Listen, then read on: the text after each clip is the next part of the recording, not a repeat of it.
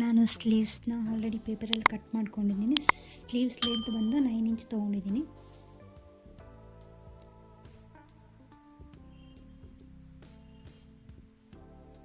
Sleeves ಸೆಂಟರಿಗೆ ಒಂದು line ಹಾಕ್ಕೊಳ್ಳೋಣ.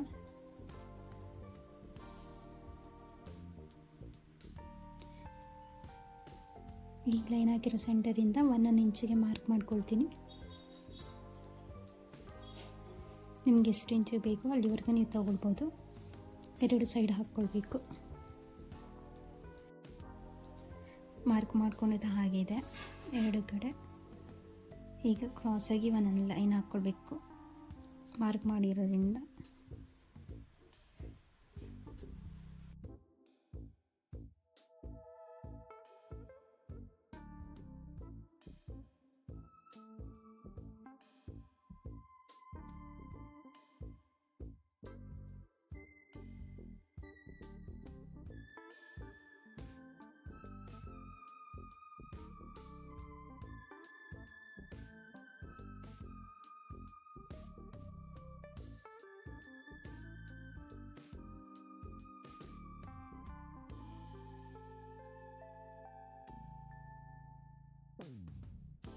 Mark ಮಾಡ್ಕೊಂಡಿದ್ದಾಗಿದೆ. ಈಗ ಕಟ್ ಮಾಡ್ಕೊಳ್ಳೋಣ ಆ ಮಾರ್ಕ್ ಮೇಲೆ.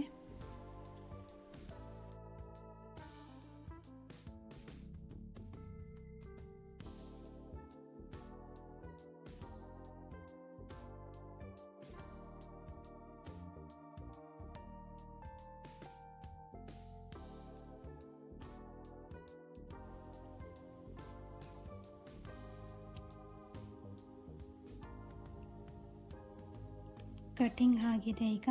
ಸೊ ಅದನ್ನು ಹೇಗೆ ಪಿನ್ ಮಾಡ್ಕೊಳ್ಬೇಕು ಅಂತ ತೋರಿಸ್ತೀನಿ. ಈಗ ಒಂದೊಂದು ಪೀಸಿಗೂ 2 ಇಂಚ್ ಗ್ಯಾಪ್ ಬಿಟ್ಟು ನೋಡಿ, 2 ಇಂಚ್ ಗ್ಯಾಪ್ ಬಿಟ್ಟು ನಾವು ಪಿನ್ ಮಾಡ್ಕೊಳ್ಬೇಕು.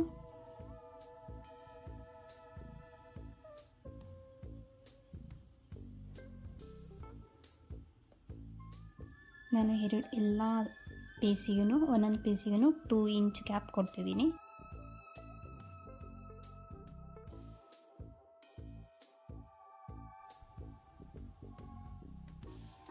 ಇದೇ ಥರ ಇನ್ನೊಂದು ಸೈಡು ಹಾಗೆ ಮಾಡಬೇಕು. ಮಾಡಿದಾಗಿದೆ ನೋಡಿ, ಎಲ್ಲದಕ್ಕೂ 2 ಇಂಚ್ ಗ್ಯಾಪ್ ಕೊಟ್ಟಿದ್ದೀನಿ. ಕಟ್ ಮಾಡ್ಕೊಳ್ಳೋಣ ಈಗ.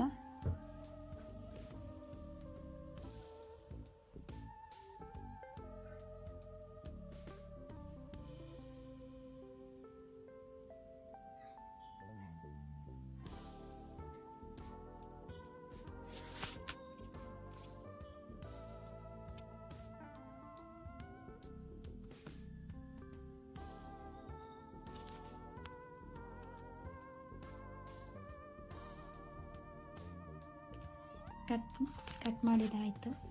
ಈಗ ಸ್ಟಿಚ್ ಮಾಡಬೇಕು. ನಾನು ತೋರಿಸ್ತೀನಿ ಹೇಗೆ ಸ್ಟಿಚ್ ಮಾಡೋದು ಅಂತ. ಸೊ ಎಲ್ಲ ಪಿನ್ ರಿಮೂವ್ ಮಾಡಿಬಿಡೋಣ. ಪೇಪರ್ ತೆಗಿಯೋಣ, ಪಿನ್ ತೆಗೆದು.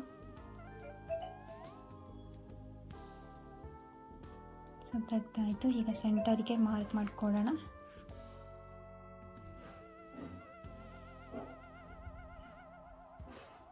ಹಾಗೆ ಕೆಳಗಡೆನೂ ಮಾರ್ಕ್ ಮಾಡ್ಕೊಳ್ಬೇಕು ಸೆಂಟರಿಗೆ. ನೋಡಿ ಈ ಥರ ಮಾರ್ಕ್ ಮಾಡ್ಕೊಳ್ಬೇಕು.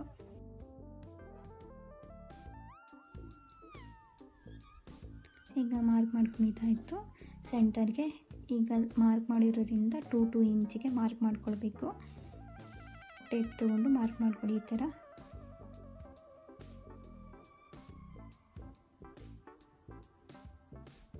ಇನ್ನೊಂದು ಸೈಡು ಮಾಡ್ಕೊಳ್ಳೋಣ. ನಿಮ್ಗೆ ಎಷ್ಟು ಬೇಕೋ ಅಷ್ಟು ಮಾರ್ಕ್ ಮಾಡ್ಕೊಳ್ಳಿ 2 ಇಂಚಿಗೆ.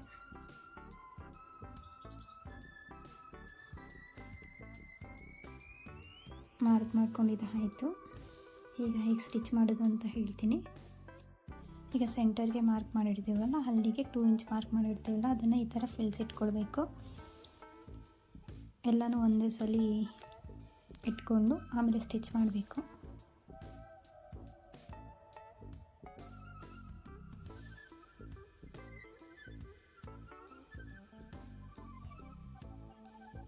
ನೋಡಿ ಈ ಥರ ಇಟ್ಕೊಳ್ಬೇಕು.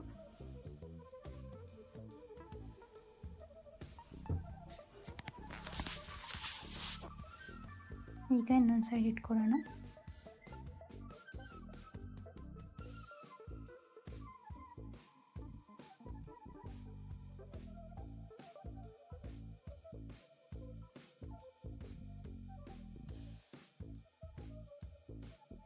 ಫ್ರಿಲ್ಸ್ ಕೊಟ್ಟು ಸ್ಟಿಚ್ ಮಾಡಿದಾಯಿತು ನೋಡಿ, ಈ ಥರ ಬಂದಿದೆ.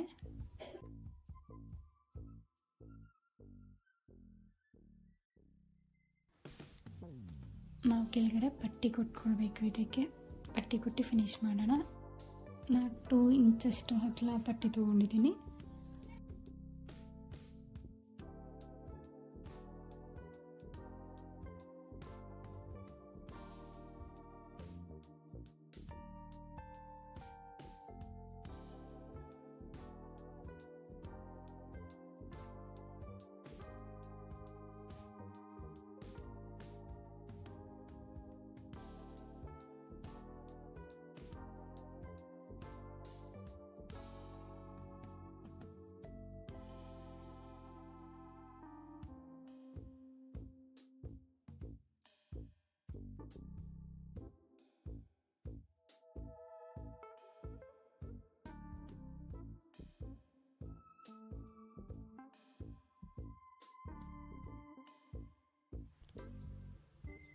ಪಟ್ಟಿ ಕೊಟ್ಟಾಯಿತು ನೋಡಿ. ಫೈನಲಿಗೆ ಈ ಥರ ಸ್ಲೀವ್ಸ್ ಬಂದಿದೆ ನೋಡಿ, ಹೀಗೆ ಬಂದಿದೆ. ನಿಮಗೆ ಈ ವಿಡಿಯೋ ಇಷ್ಟ ಆಗಿದ್ದರೆ ಲೈಕ್ ಮಾಡಿ, ಶೇರ್ ಮಾಡಿ, ಸಬ್ಸ್ಕ್ರೈಬ್ ಮಾಡಿ. Thank you.